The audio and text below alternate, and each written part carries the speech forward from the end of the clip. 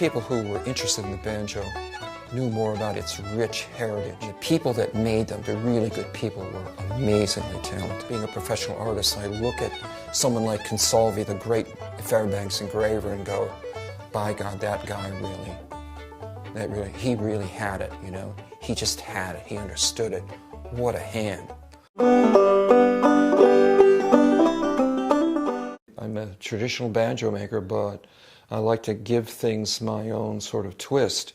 And you can always see my roots, but I'm always interested in new kinds of ideas and expressions and ornamentation. How do you give yourself permission to take something from the past and push it? There is room for artistic expression and growth within a tradition. One really just has to look at the music to see that that's true. Mm-hmm. I apply my feeling about painting, my relationship to the traditions of painting, exactly the same way to the history and relationship of my building a banjo to the history of the banjo. What's your favorite part of banjo building? The decoration, the pearl work, and I love to carve. Though I do make some fancy banjos. I prefer moderate. A fancy peg head, maybe a simpler diamonds, cat's eyes, but a carved heel. I love a coal boat heel, open back. All right, this is your studio behind the house, and now we're going to head up to the house. That's your shop? Yes. I see you've got lovely gardens everywhere, too. My wife is responsible for that. Do you raise your own vegetables?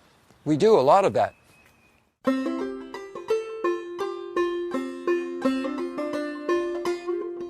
This banjo here has got a cherry neck with carving. It's got wood marquetry on the bottom. It's a half-spun tubaphone. Try to color into this.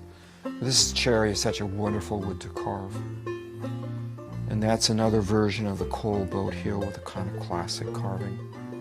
Even here I do things that they didn't do just to give it a twist. I make the ferrules, saw cut nickel silver. This is going to be a fancier banjo with a Fairbanks number 7 in my pattern. Fairbanks family, extra bumps, all bound in ivoroid. Engraving, which is sort of my specialty, is so technically hard to do. You have to do what you do with a painting. I think the American painter Whistler said it's done when there's no evidence of its doing. You have to make something technically demanding and hard to do look effortless. If you don't, then its beauty is lost. So to make it look effortless, it takes years of practice and coming to grips with how to do it. And that's what I've tried to do.